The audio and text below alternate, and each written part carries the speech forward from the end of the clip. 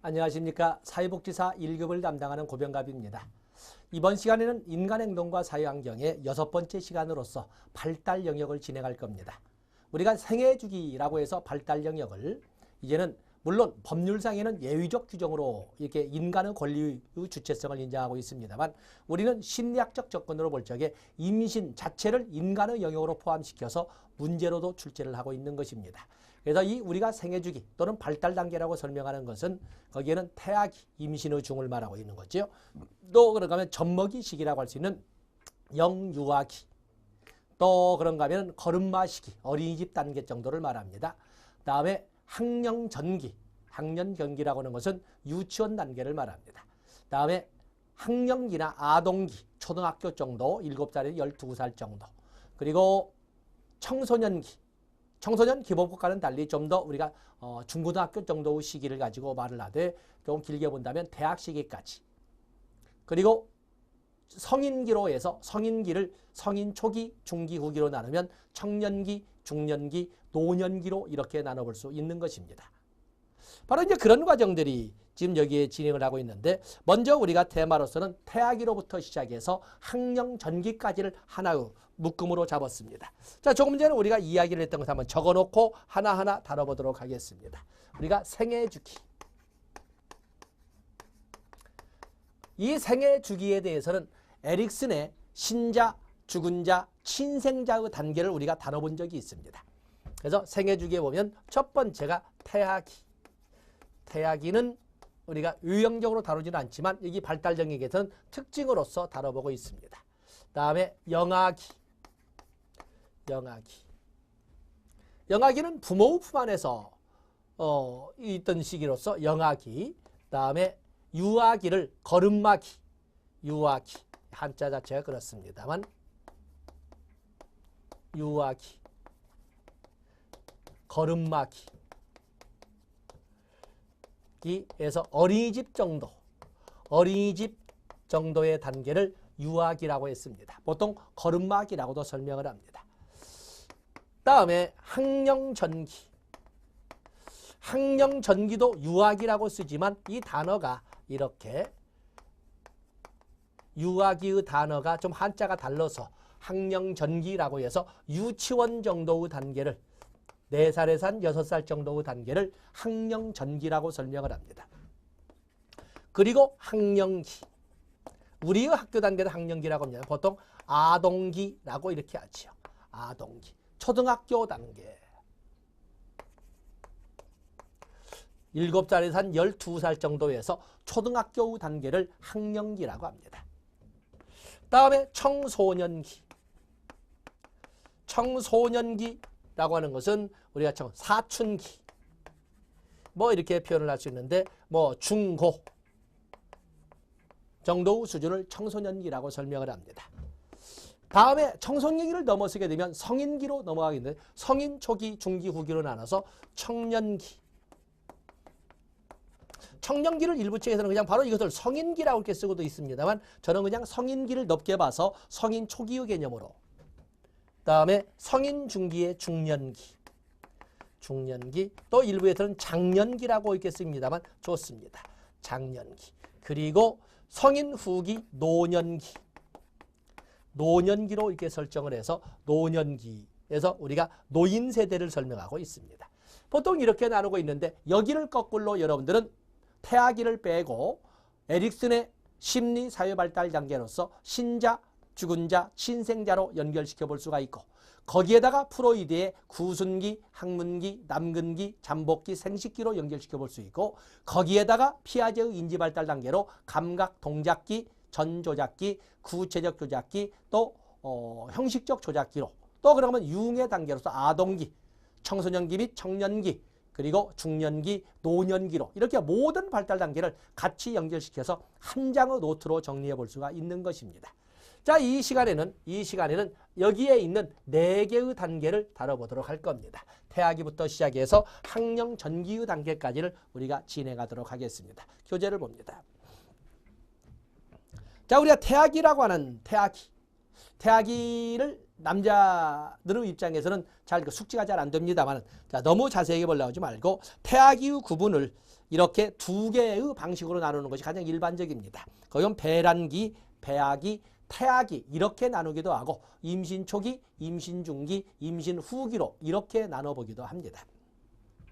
거기에 태아기, 배란기라는 수정 후 2주 정도를 배란기라고 하는데 이때 착상이 이루어지고 태반이 발달한다고 합니다.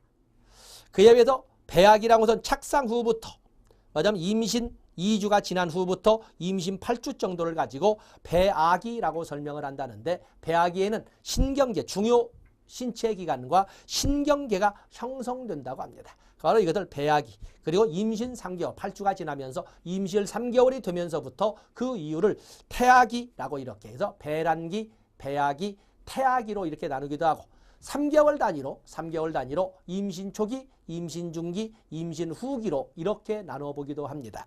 또 임신 초기에는 다른 것도 다 좋습니다만 임신 한 2개월 정도가 되면 인간의 모습이 어느 정도 얼굴의 전체 윤곽을 어느 정도 알아볼 수 있다고 합니다. 그래서 엄마를 감동시키고 이렇게 하는 거지요. 그래서 신경계통, 내장기관과 신경계통이 발달한다 해서 임신 2개월이니까 위에 본 것처럼 배아기, 임신 8주 정도가 되면 주요 기관과 신체의 주요 기관과 신경계가 형성된다는 말을 여기서는 임신 2개월에 내장기관과 신경계통이 등장한다고 했습니다. 그러면서 임신 3개월이 지나게 되면 임신 3개월이 되면 이제는 태동이 약간 물론 태동을 16주로 설정을 하고 있습니다. 16주라고 하는 것은 4개월 정도가 되어야 되는 이런 개념이 되겠습니다만은 이런 태동도 우리가 1단계나 2단계의 과도기적인 이런 시점에 등장한다고 되어 있습니다. 다음에 임신 중기 4개월에서 6개월 정도가 되겠는데 한 임신 5개월 정도가 되면 피부, 손가락, 발가락, 손발이 아니라 손가락, 발가락, 지문도 임신 5개월 되면 등장한다고 합니다. 머리카락도 등장한다고 하지요. 그리고 이 임신 중기에는 심장의 규칙적 박동을 특징으로 합니다. 다음에 임신 후기가 하면 임신 7개월을 넘어서 출산 때까지를 설명을 하는데 이때부터는 조산을 했어도 조산에도 보육기에서 생존이 가능한 이런 그 시기라고 설명을 합니다. 그래서 자궁 밖에서 생존 가능 이런 생존 능력을 구비하는 것은 약 과학적으로는 26주라고 한다 하는 정도를 봐주시면 되겠고 그리고 약 36주경에는 이제는 출산을 하기 위해서 머리가 아래로 이렇게 위치한다는 특징도 보여준다고 합니다. 그 정도 보시고 그래서 배란기 한 2주까지 다음에 배아기 한 8주까지 그리고 3개월 9주 이후에는 보통 태아기라고 이렇게 나누기도 하고 3개월 단위로 해서 초기, 중기, 후기로 나누기도 한다. 다음에 별표하실 것이 바로 태아기의 발달장애가 되겠어요. 태아기의 발달장애에는 거기에 보면 곧잘 나오는 것이 바로 이 세 가지가 다운증후군, 터너증후군, 클라인펠터 증후군이 주로 나오고 그 외에도 페닐케톤로증이라든지 또는 혈유병도 등장하지만 반드시 가져가야 할 것은 다운증후군과 터너증후군과 클라인펠터 증후군은 반드시 가져야 됩니다. 다운증후군은 우리 주변에 많이란 말을 가슴 아프게 좀 들릴 수 있겠습니다만 우리가 다 보셨을 겁니다. 다운증후군 거기 보시면 염색체 이상으로 발생하는 질환으로 특징은 모든 인간들은 원칙적으로는 염색체가 2개로 쌍을 이루고 존재를 하지만 다운증후군은 21번 염색체가 3개로 되어 있다는 특징을 가지고 있습니다. 21번 염색체가 3개로 이루어진 것이 다운증후군인데 얼굴이 동생을 막론하고 둥글 넓적하고 그리고 손가락이나 발가락이 짧고 목도 짧고 굵고 그러면서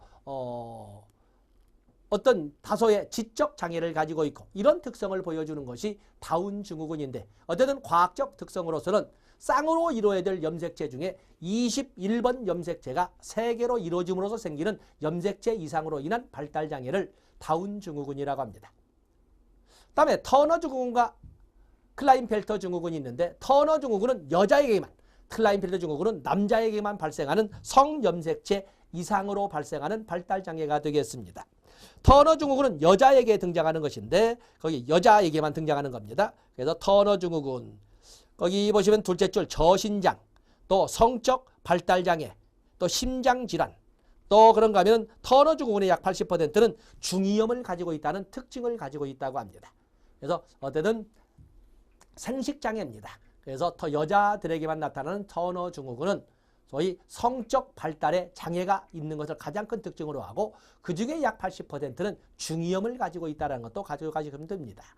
그런가 하면 클라인펠터 증후군은 남자에게만 등장하는 이런 것이 되겠는데 여기도 역시 생식 기능 장애를 특징으로 하는 것이 클라인펠터 증후군이 되겠습니다. 그래서 터너 증후군이나 클라인펠터 증후군은 똑같이 성염색체 이상으로 발생하는 것으로서 클라인펠터 증후군은 고환이 작고 정자를 만들지 못하며 음경이 정상이지만 2차 성징이 불안정한, 다시 말은 길게 적었습니다만 생식 기능 장애를 가지고 있는 것을 클라인펠터 증후군이라고 합니다.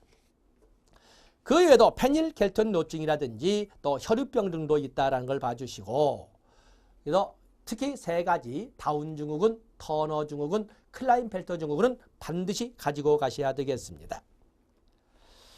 다음에 태아기를 넘었으면 우리 이제 신생아를 포함한 보통 생후 1개월 정도를 신생아 시기라고 하는데 그 시기를 포함해서 영아기라고 이렇게 설명을 합니다. 영아기라고 하는데 이 시기에 나타나는 많은 이런 그 반응을 저는 신생아의 반사운동이라고 합니다만 신생아 시기부터 등장하는 반사운동입니다. 그래서 반사운동에 대해서 여러분들이 다 교재에 있습니다만 반사운동.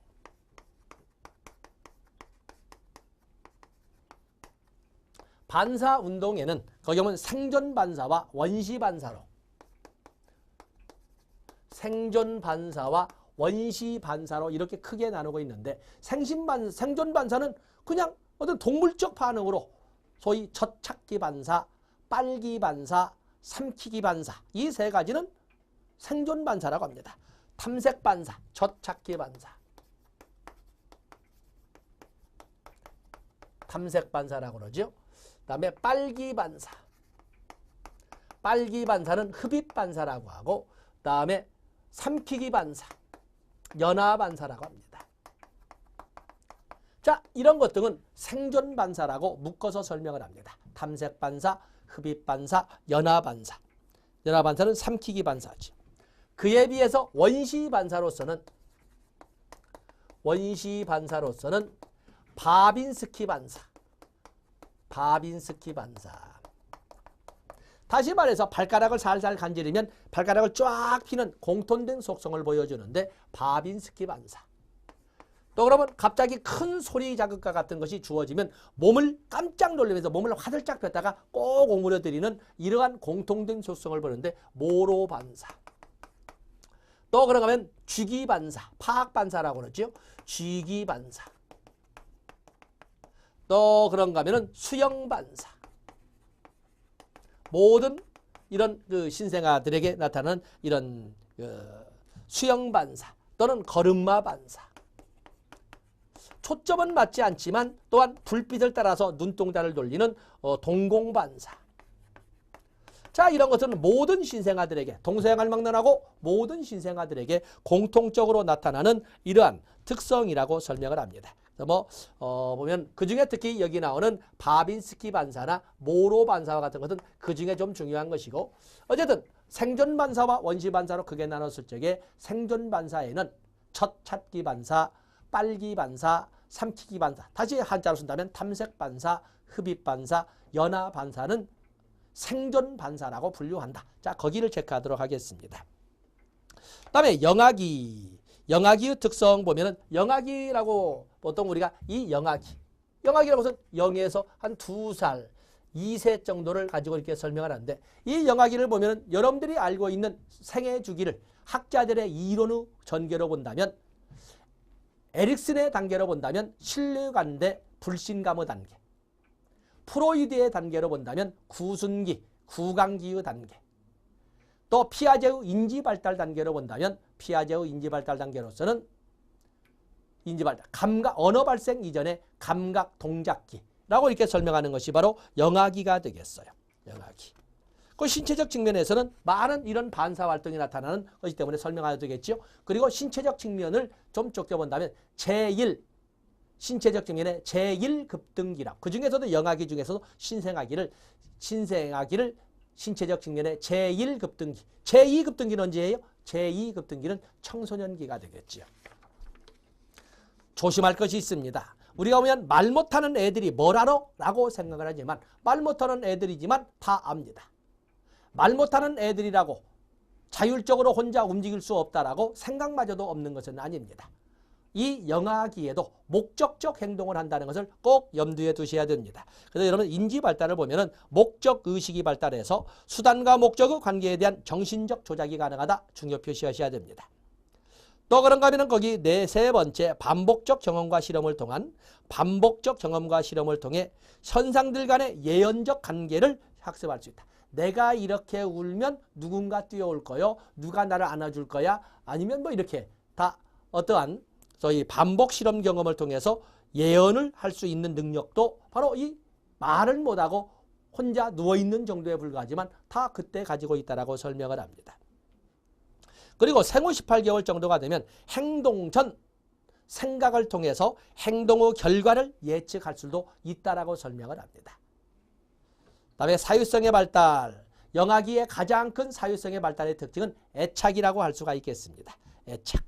뭐 1차 정서, 2차 정서 쭉 되어 있습니다만 바로 이 친밀한 정서적 유대감을 중시하는데 그걸 애착이라고 합니다. 애착. 그래서 애착이라고 하면 뒤에도 다시 다루겠지만 거기 두 번째 친밀한 정서적 유대감의 중시. 바로 엄마가 애정의 주된 대상이 되겠어요. 엄마가 애정의 주된 대상이 된다. 그래서 여러분들이 이렇게 봐주시고 다음에 낯가림. 애착으로부터 나오는 것이 바로 낯가림이 되겠습니다만 낯가림이나 분리불안도 여러분들이 봐주시면 됩니다. 다음에 영아기의 발달 단계는 사실은 피아제에서 다뤄봤어야 되겠습니다만 여러분 알다시피 이 영아기라는 것은 피아제의 감각 동작기가 되겠어요. 출생 이후부터 약 24개월까지를 그렇게 설명을 하는데 거기 영아기의 발달 단계예요. 영아기라고 하는 것은 태어나는 순간부터 시작해서 24개월까지를 영아기라고 하는데 피아제의 감각 동작기를 이렇게 말을 합니다. 이 시기를 6개의 단계로 나눌 수 있다고 봤는데 거기 오면 반사운동기, 제1 순환반응기, 제2 순환반응기. 순환반응이라는 것은 반복이라는 단어입니다. 그리고 제2차, 2차 도식, 거기에 오면 2차 도식 협응기, 3차 순환반응기, 그리고 통찰기로 설명을 합니다. 그래서 이 단계를 6개의 단계로 나누는데 첫 번째 단계는 반사운동기. 자, 손으로 적어보세요. 반사운동기. 암기는 어렵지 않습니다. 다음에 제1차 순환반응기. 반복이라는 거죠. 다음에 제2차 순환반응기. 그리고 네 번째 단계는 2차 도식의 협응기. 2차 도식의 협응기. 그리고 제3차 순환반응기. 제3차 순환반응기. 그리고 네 번째 단계를 통찰기. 통찰기라고 이렇게 설정을 했습니다. 그래서 처음에는 약 4개월 단위로 해서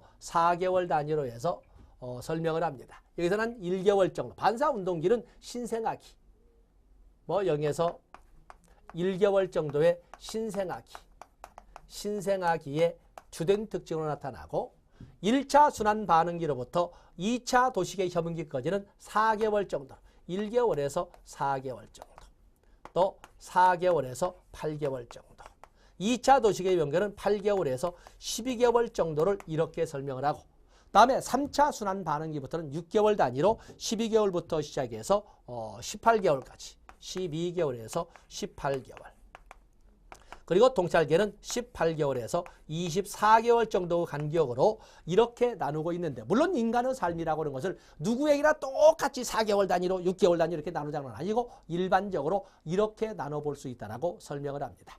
자, 첫 번째 보시면 출생부터 1개월 사이라는 이 신생아기에 나타나는 특징은 주로 아까 봤던 생존 반사와 원시 반사로 설명될 수 있는 이런 반사 행동이 나오고 가장 대표적으로 밖으로 드러나 보이는 이런 반사 행동은 흡입 반사가 되겠어요. 흡입 반사 또는 파악 반사 등으로 등장을 합니다. 그다음에 1개월에서 4개월 정도가 다른 1차 순환 반응기를 보면 1차 순환 반응기 보면 자신의 신체에 관심을 갖는다고 합니다. 자신의 신체에 관심을 갖는다. 거기 보면 순환 반응, 빨기, 잡기와 같은 감각 운동을 반복함으로써 순환 반응함으로써 점차 대상의 특성을 발견하고 그 대상의 욕구에 따라 반응을 수정한다. 새로운 경험을 반복하고 새로운 경험을 초보적인 학습 능력이 생긴다는 것을 1차 순환 반응기라 하고 2차 순환 반응기는 이제는 자신의 신체로부터 관심을 외부로 옮기게 되는 시기를 2차 4개월에서 한 8개월 정도라고 하는 2차 순환 반응기라고 합니다. 2차 순환 반응기. 그러면서 거기 보면 우연한 발견의 의도적 반복으로 우연하게 발견한 것을 의도적으로 반복함으로써 새로운 반응 능력을 갖게 되는 것을 2차 순환 반응기라고 합니다. 다음에 2차 도식의 협응기라고 하는 것은 2차 도식의 협응기는 이때부터는 의도적이고 목적적 행동이 나온다고 되어 있습니다. 2차 도식의 협응기 거기 보시면 친숙한 행동이나 수단을 이용하여 새로운 결과를 얻으려고 하고 의도적이고 목적적인 행동을 수행한다. 의도적이고 목적적 행동이 나오는 것은 생후 8개월부터 12개월 정도가 되면 제법 목적적 행동을 하게 된다라고 합니다. 그리고 나서 1년이 지나게 되고 18개월 정도 사이에는 문제 해결을 위하여 새로운 수단을 발견하려고 한다. 문제 해결을 위하여 새로운 수단을 발견하려고 한다. 그래서 거기 수정이란 단어는 시행, 착오를 말하는 거죠. 시행해서 문제 생기면 고쳐서 반복하는 이것을 3차 순환 반응기. 그래서 시행착오라는 단어를 쓸 수 있는 것은 3차 순환 반응기가 되겠어요. 그리고 생후 18개월부터 24개월 정도가 되면 행동하기 전에 생각을 통해서 행동의 결과를 예측할 줄도 안다고 합니다. 행동하기 전에 사고를 통해서 결과를 예측할 수도 있다. 또 수단과 목적에 관한 정신적 조작이 가능하다. 또 표상적 사고가 시작되면서 지연 모방도 가능해진다. 이런 등등이 나오는 것이 바로 생후 18개월 이후의 모습이라고 설명을 합니다. 그래서 이 이론은 피아제를 가지고도 출제가 되고 아니면 이 바로 영아기의 발달상 특징으로 이렇게 6단계로 나누어서 설명하기도 합니다. 그렇게 쏙 정을 들지 않지만 여러분들이 그 정도 줄을 해서 한번 줄을 쳐놓으시고 삽입을 해놓으셔야 되겠습니다. 다음에 영아기의 가장 큰 사유적 발달을 애착이라고 합니다. 애착이라고 하는 것은 중요한 사람과의 관계에서 갖게 되는 친밀한 정서적 유대감을 말하지 않습니까? 그중에 애착의 가장 영순위 대상이라고 하는 것은 물론 당연히 엄마가 되겠죠. 양육자 중에서도 특히 엄마가 될 겁니다. 그래서 여기 보면은 그렇다 해서 엄마에게만 나타나는 것은 아니고 주된 양육자에게서도 형성된다는 것을 알아주시면 됩니다. 다음에 낯가림과 분리불안도 앞에서 봤습니다만 영아기에 낯가림도 등장을 하는데 낯가림은 특정인에 대한 애착 형성의 표시에 맞아면 반대 개념으로 이 낯가림이 등장하는데 생후 5개월에서 15개월 사이에 발생을 하고 척도를 전후해서 생후 5개월 정도에서 발달해서 한 12개월 정도가 되면 최고조에 이르게 되고 15개월 정도까지 존속을 한다고 합니다.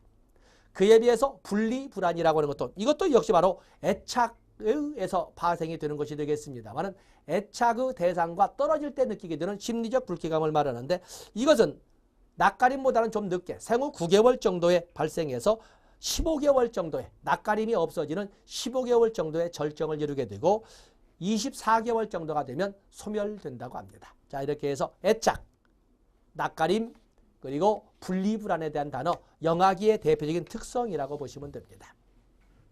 그다음에 우리가 유아기라고 해서 저렇게 유아기를 썼는데 이 유아기는 걸음마기라고 해서 2살에서 4살 정도로 설정을 합니다.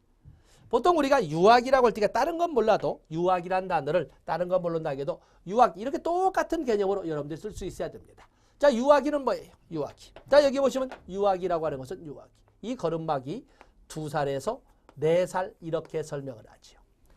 이 유아기를 에릭슨의 심리사회발달 8단계로 본다면 신자, 죽은 자, 신생자의 단계로 자율성 대 수치감이나 효유의 단계로 이렇게 설정을 했습니다. 그러면 신자, 죽은 자라고 할 적에 그들 그대로 프로이드의 발달 단계로 똑같이 연결시킬 수 있기 때문에 이 프로이드의 심리 성적 발달 5단계로 본다면 여기는 학문기가 되겠어요. 대소변 가리기 훈련이 이루어지는 시기가 되겠고, 이것을 인지 발달 영역으로 피아제의 이론을 접목시켜 본다면 두 번째 단계인 전조작기가 되겠어요. 전조작기 중에 전개념기.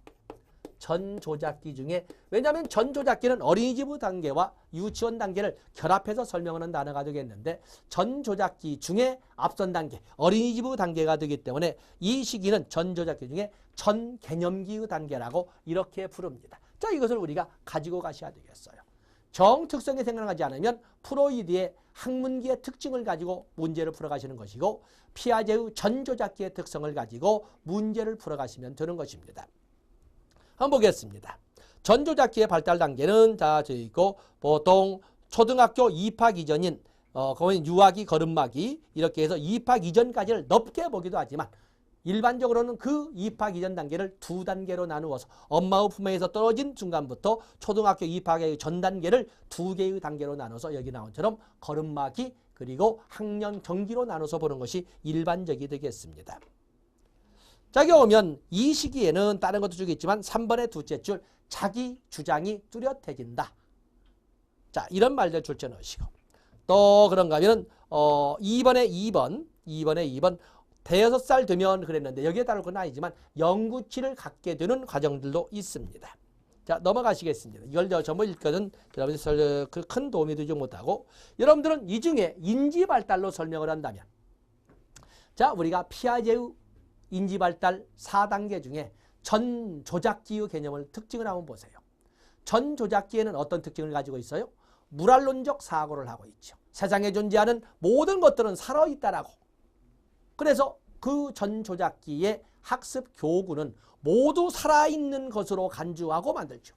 햇님도 웃고 달님도 이야기하고 토마토 기차도 이야기하고 다 이야기. 나뭇잎도 그리고 물도 푸릇도 다 이야기를 하고 있지 않습니까? 살아있는 것으로 간주하는 이런 생각들, 무랄론적 사고가 있고, 자신의 생각과 타인의 생각이 절대 틀리지 않는다. 같을 것이라고 착각하는 자기 중심성도 있고, 하나의 특성에 필이 꽂히면 다른 특성은 전면 배제하고 하나만 가지고 집중하는 중심화도 있고, 또 그런가 하면 직접 경험을 통해서, 직접 접촉을 통해서 경험을 확대시키는 직관적 사고를 하게 되는 것이고, 자, 이런 것들이 모두 이 시기의 특징입니다. 그래서 거기 보시면 자중심적 사고, 무랄론적 사고, 직관적 사고, 그리고 2번에 보면 상징적 사고, 사물의 정신적 대치란 말을 썼죠. 이 시기에는 상징적 사고를 합니다. 그래서 사물의 정신적, 여기 나오는 특징은 그대로 걸음마기의 특징으로 설명하면서 그대로 가져다가 학령전기의 특징으로 설명할 수가 있습니다. 그래서 도덕적 실제론, 자, 이런 것을 봐주시면 됩니다. 다음에 학령전기가 나와 있네요. 학령전기. 자, 우리가 학령전기를 정리해 보면,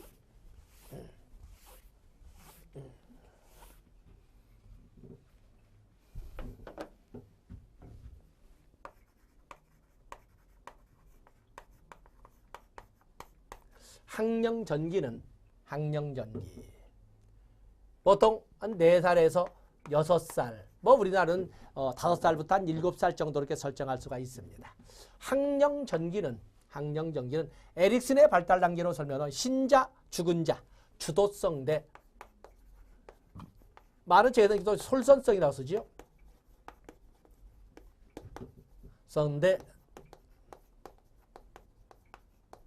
죄책감의 단계로 설명을 하고, 프로이드의 심리성적 발달 4단계로 설명해 본다면, 프로이드의 이론으로 접근해 본다면 이 시기의 단계는 바로 학령전기, 유치원 단계가 되겠죠. 이 시기를 보면은 바로 이게 바로 남근기가 되겠어요. 피아제의 인지발달 4단계로 설명을 한다면, 피아제로서는 여기는 전조작기 중에 직관적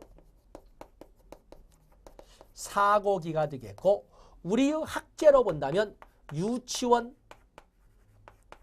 단계라고 이렇게 설명할 수가 있습니다. 유치원 단계. 이 시기의 특징을 굳이 지적, 인지적, 정서적, 사회적, 신체적 이렇게 하지 않는다 하더라도 우리는 특징을 보면은 바로 여기 나오는 남근기의 특징을 가지고 남근기의 특징이라고 하는 것은 이 시기에는 슈퍼 에고가 분리되는 단계로서 동성애 부모를 나이별로 여긴다는 콤플렉스가 등장한다고 그랬습니다.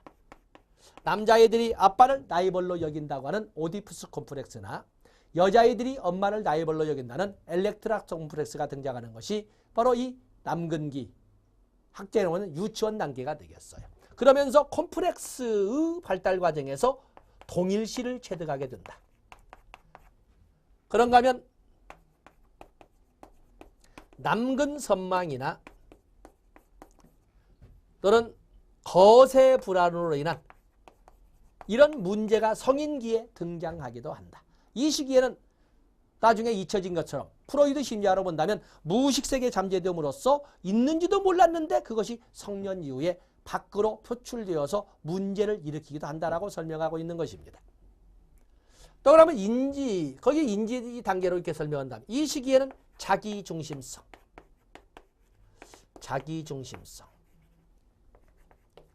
중심화, 불가역성, 또 직관적 사고. 자, 이런 등등의 특징을 쭉 그만 쓰겠습니다. 그 중에 특히 자기중심성이나 중심화나 불가역성은 논리적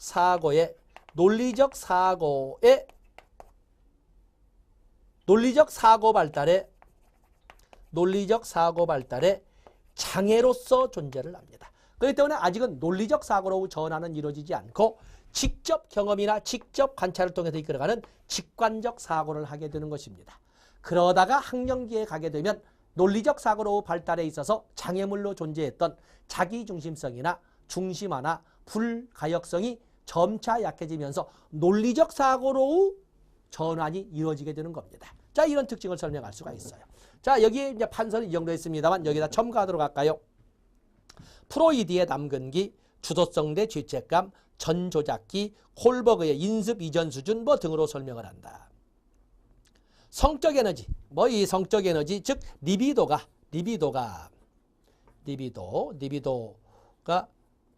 학문에서 성기 부위로 옮겨가서 유아는 성기에 관심을 가지고 가치를 보여야 한다.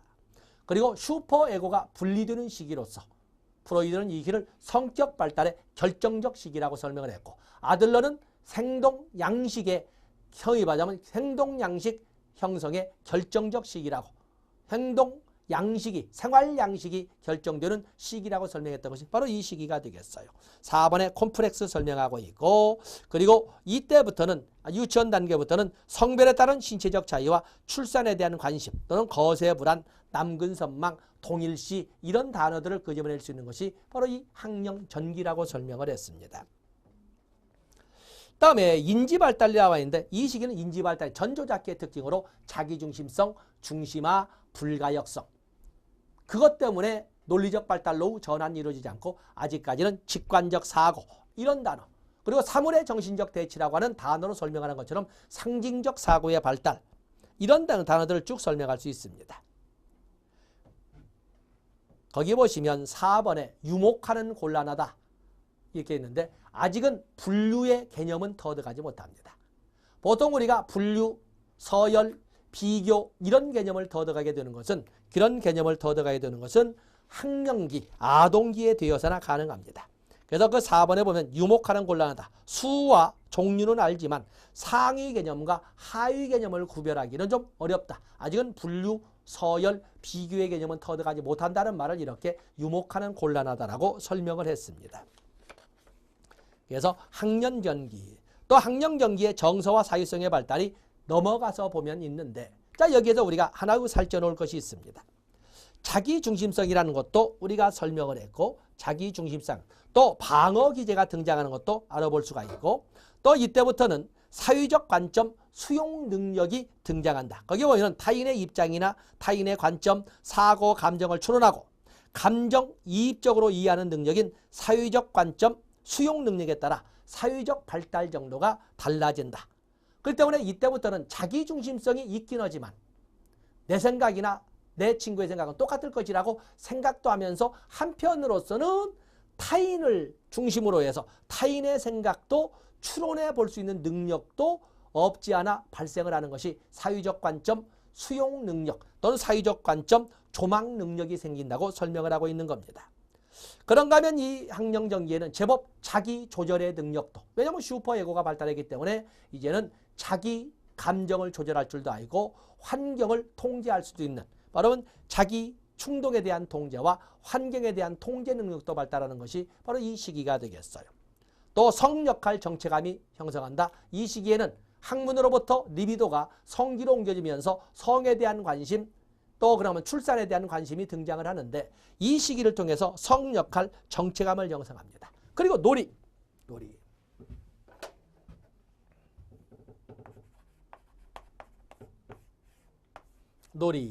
놀이는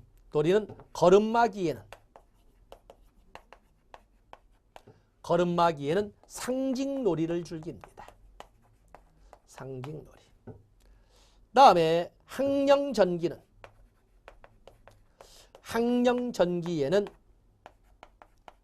집단놀이를, 뭉쳐놓은 집단놀이를 즐기게 됩니다. 걸음마기, 다음에 학령기로 아동기로 넘어가게 되면 이제는 규칙도 있고 어떤 조직의 형식을 갖춘 단체 놀이를 하게 됩니다. 그래서 놀이란 단어를 말장난으로 하면 다양한 표현이 되겠습니다만 이런 것처럼 애들의 놀이 방식을 보면은 어린이집 수준에서는 상징놀이, 그리고 유치원 단계에서는 단체놀이, 그리고 초등학교 수준에서는 유치원 단계에서는 집단놀이, 그리고 초등학교 단계에서는 단체놀이라는 특징을 가지고 이렇게 구별하기도 합니다. 여기는 집단놀이가 나와 있죠. 집단놀이, 또 규칙의 내면화, 이런 것들이 모두 이 학령 전기의 특징이라고 설명을 하고 있습니다. 다음에 거기 보시면 아동기와 청소년기가 나와 있는데 우리가 아동기에 대해서 살펴보도록 하겠습니다. 아동기에 대해서 살펴보면 아동기라고 하는 것은 우리가 아동기를 설명해 보면 아동기는 학령기라고 하죠. 아동기라고 하는 것은 학령기라고 설명을 하는데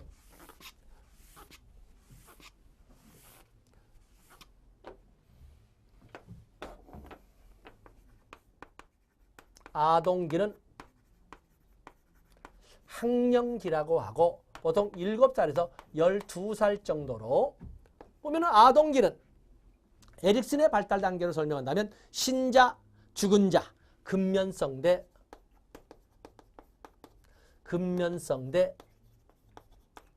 열등감의 단계라고 이렇게 설명할 수가 있습니다. 근면성대 열등감.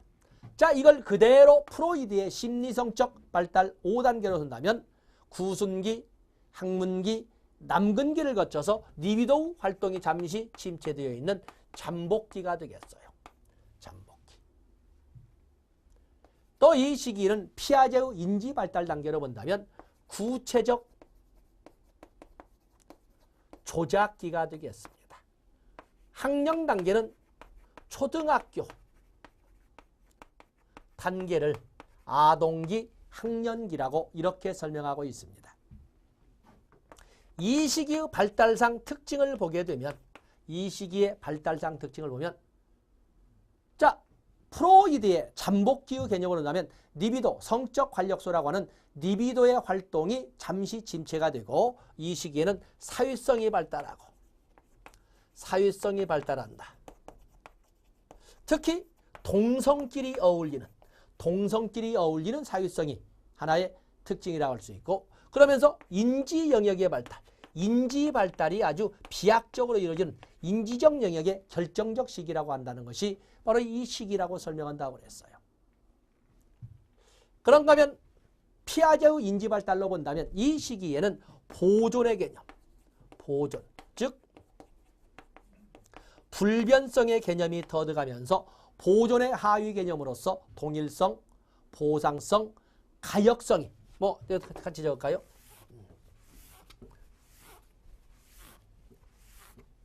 보존의 하위 개념으로 동일성,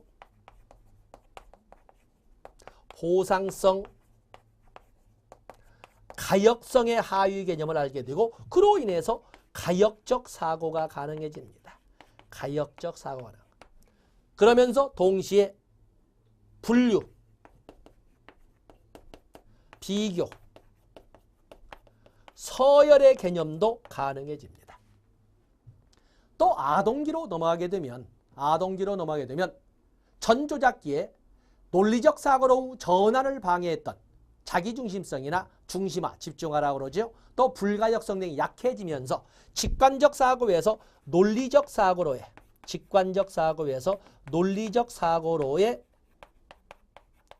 전환이 이루어집니다.